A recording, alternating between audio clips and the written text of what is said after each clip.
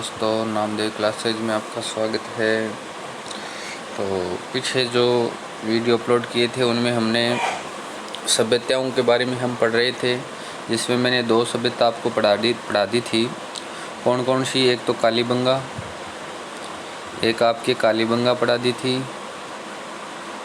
ठीक है। और दूसरी हमने पढ़ी थी आहड़ सभ्यता। पूरी कुल हमारे 4 ही सभ्यता आई हुई है। एक तो कालीबंगा हो गई, आहड़ हो गई। आज हम पढ़ेंगे गणेश्वर सभ्यता के बारे में। फिर अगली हमारी रहेगी बेराट सभ्यता, ठीक है। तो इससे हमारा सभ्यताओं का टॉपिक है वो कंप्लीट हो जाएगा, समझे। सभ्यताओं का टॉपिक है वो हमारा क्लियर हो जाएगा। चलो चलते हैं सभ्यता के बारे में। गणेश्वर सभ्यता। गणेश्वर सभ्यता कहाँ है? सीकर जिले के नीमका थाना, ठीक है। यहाँ ये सभ्यता विकसित हुई। आप प्रॉपर सीकर भी समझ सकते हो कि सीकर जिले की ये सभ्यता है गणेश्वर सभ्यता। ध्यान रखना इस चीज़ का। थोड़ा जूम कर लेते हैं। हाँ, चलिए शुरू करते हैं। सीकर जिले में नीमका थाना स्थान से कुछ दूरी पर स्थित गणेश्वर से उत्खनन में ताम्र युगीन उपकरण है वो प्राप्त हुए। देखिए, जैसे ही सिंधु घाटी की खोज हुई, तो सिंधु घाटी की खोज होने से अब हमारे यहाँ राजस्थान में अनुमान लगाया गया कि कहीं ना कहीं सिंधु घाटी में जो उत्खनन अवशेष जो मिल सकते हैं, क्यों न ये हमारे राजस्थान में भी मिल सकते होंगे, क्योंकि पास में ही स्थित सिंधु सभ्यता है। इसलिए इन्होंने कालीबंगा का उत्खनन किया था राजस्थान के अंदर। तो फिर राजस्थान के अंदर कालीबंगा का अवशेष मिला। फिर पास में देखा कि भाई गणेश्वर सभ्यता का जो अवशेष मिले हैं, तो वहाँ पर भी खुदाई हुई। फिर आहड़, फिर आपके बेराट, यहाँ पर खुदाई हुई। तो इससे हमें पता चल गया कि भी हमारे आसपास में भी क्या है, अवशेष मिल सकते हैं। तो गणेश्वर सभ्यता का जो अवशेष है वो कहाँ मिला? सीकर के अंदर नीमका थाना। और इस उत्खनन में उनको ताम्र युगीन उपकरण प्राप्त हुए। सबसे ज़्यादा जो है ना, वो ताम्र युगीन उपकरण प्राप्त हुए। तांबे की चीज़ें वो सबसे ज़्यादा है वो यहाँ पर मिली। ये ध्यान रखना है सबसे पहले इम्पोर्टेंट बात, ठीक है। तो गणेश्वर की जैसे ही बात आती है, आपको पहले यही बात ध्यान रखनी है, ताम्र युगीन सभ्यता। अब आपको पता होगा कोई ना कोई सभ्यता है किसी भी प्रकार की, वो नदी के किनारे ज़रूर होगी। तो ये सभ्यता कौन सी नदी के किनारे है? ये सभ्यता आपकी है कांतली नदी के किनारे। कौन सी नदी के किनारे? कांतली नदी के किनारे। आगे हम बात करते हैं, गणेश्वर को पूर्व हड़प्पा कालीन सभ्यता के नाम से भी जाना जाता था। पूर्व में इसको किस नाम से जाना जाता था? हड़प्पा सभ्यता, क्योंकि हड़प्पा कालीन सभ्यता भारत में विकसित हुई, तो इसको ही उसी का अवशेष मानकर इसको हड़प्पा सभ्यता अवशेष के रूप में जाना गया। आगे बात करते हैं इसकी। डीपी अग्रवाल ने रेडियो कार्बन विधि एवं तुलनात्मक अध्ययन के आधार पर इस स्थल की तिथि 2800 ईसा पूर्व निर्धारित की। यानी कि जो डीपी अग्रवाल हैं, इन्होंने इसको रेडियो कार्बन जो परीक्षण है ना, कौन सा परीक्षण? रेडियो कार्बन विधि वाला। इस विधि से इन्होंने इसकी जो स्थिति है वो क्या बताई? 2800 वर्ष पूर्व है कि 2800 वर्ष पूर्व ये सभ्यता है वो विकसित हुई थी, इसलिए इन्होंने इस विधि से इसको बताया था। आगे बात करते हैं, गणेश्वर को पुरातत्व का पुष्कर भी कहा जाता है। ध्यान रखना, पुरातत्व का पुष्कर किसे कहा जाता है? ऐसे ही प्रश्न है पुटअप होते हैं ज़्यादातर, ठीक है ना। तो गणेश्वर को क्या कहते हैं? पुरातत्व का पुष्कर। ध्यान रखना इस चीज़ का, पुरातत्व का पुष्कर। भारत में पहली बार किसी स्थान से इतनी मात्रा में ताम्र उपकरण प्राप्त हुए हैं, यानी सबसे ज़्यादा तांबे की जो चीज़ें हैं वो कहाँ मिली है? गणेश्वर सभ्यता में।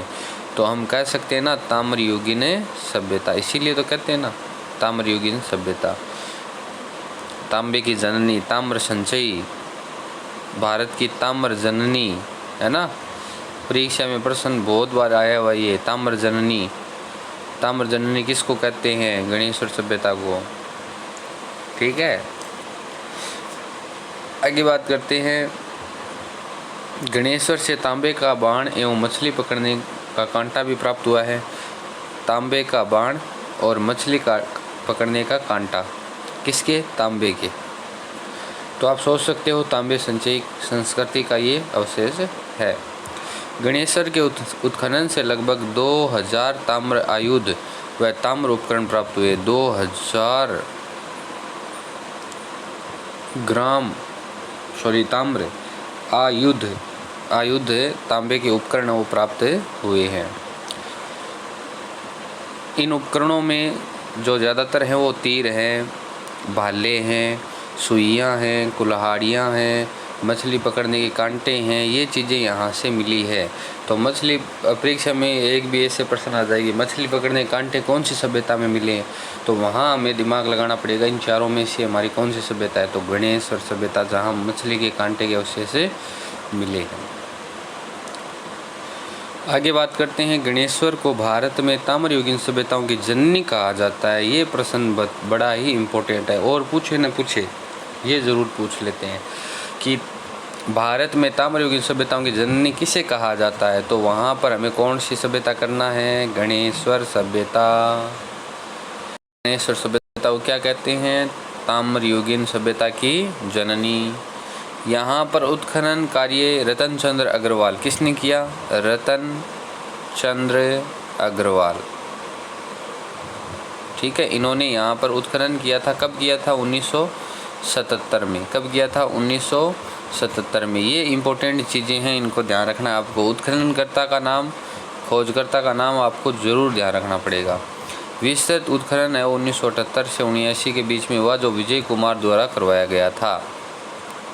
ठीक है, उत्खनन का कार्य रतन चंद्र अग्रवाल ने शुरू किया और 1978-79 में विजय कुमार द्वारा दोनों ने मिलकर ये कार्य पूर्ण किया था। आगे बात करते हैं। गणेश्वर से उत्खनन में जो मृदापण प्राप्त हुए हैं, मृद भांड, इनको कपिशवर्णी मृद भांड कहते हैं। कपिशवर्णी मृद भांड। परीक्षा में प्रश्न आ सकता है ये कि कपिशवर्णी मृद भांड कहाँ से प्राप्त हुए हैं? कपिशवर्णी मृद भांड कहाँ से प्राप्त हुए हैं? तो कपिशवर्णी मृद भांड आपके गणेश्वर सभ्यता से प्राप्त हुए हैं। गणेश्वर से मिट्टी के छल्लेदार बर्तन भी प्राप्त हुए हैं। गणेश्वर से क्या प्राप्त हुए हैं? मिट्टी के छल्लेदार बर्तन भी प्राप्त हुए हैं। आगे बात करते हैं। गणेश्वर से काले एवं नीले रंग से अलंकृत मृद भांड भी मिले हैं। काले व नीले रंग के अलंकृत मृद भांड वो मिले हैं कलाकृति के द्वारा। आगे हम बात करते हैं। गणेश्वर में बस्ती को बाढ़ से बचाने हेतु वृहदाकार पत्थर के बांध बनाने का प्रमाण भी मिला है। बांध बने हुए हैं किसके लिए? बस्ती को बाढ़ से बचाने के लिए, क्योंकि नदी थी पास में, कौन सी? कांतली नदी। तो उसमें कभी कभार क्या आती थी? बाढ़ आती थी। बाढ़ आने के कारण उन लोगों ने क्या किया कि वृहदाकार मतलब आकार में पत्थर के बांध वो बनाए हैं।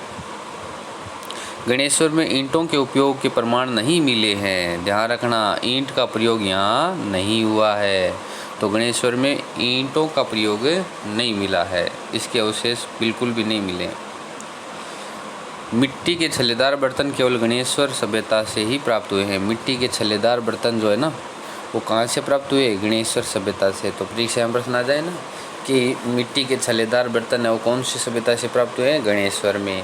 या ऐसे पूछ ले कि कौन सी सभ्यता में ईंटों का प्रयोग नहीं हुआ? तो गणेश्वर सभ्यता। अब ध्यान, आपको पता है कालीबंगा और आहड़ में ईंटों का प्रयोग हुआ है। कालीबंगा में तो पक्की ईंटों का प्रयोग हुआ है मकानों में और नालियाँ बनाने में, और आहड़ के अंदर आपको पता है कि भाई कच्ची ईंटों का प्रयोग हुआ था। ठीक है, तो यहाँ पर कोई ईंटों का प्रयोग नहीं हुआ। गणेश्वर सभ्यता का उत्खनन से दोहरी पच्छेदारी सिरे वाली ताम्र पिन प्राप्त हुई है। गणेश्वर सभ्यता के उत्खनन से दोहरी पच्छेदार सिरे वाली ताम्र पिन का भी प्राप्त होने का अवशेष है वो यहाँ पर मिलता है। ध्यान रखना इस चीज़ का। गणेश्वर सभ्यता के लोग गाय, बैल, बकरी, सुअर, कुत्ता, गधा आदि पालते थे। क्या क्या पालते हैं? जानवरों का नाम देखो, गाय, बैल, बकरी, सुअर, कुत्ता, गधा आदि है वो ये पालते थे। आगे हम बात करते हैं, गणेश्वर सभ्यता को ताम्र संचयी संस्कृति के नाम से भी जाना जाता है। किस नाम से? ताम्र संचयी संस्कृति के नाम से जाना जाता है। तो ये थी हमारी गणेश्वर सभ्यता। तो हमने क्लियर कर ली। इनको पढ़ना है ध्यानपूर्वक, ज़्यादा कुछ है नहीं इसमें, 3 4 5 महत्वपूर्ण बातें हैं जो आपको ध्यान रखनी है। तो नेक्स्ट वीडियो के लिए आपकी जो सभ्यता रहेगी वो रहेगी विराट सभ्यता। तो आज के लिए बस इतना ही। बहुत बहुत धन्यवाद।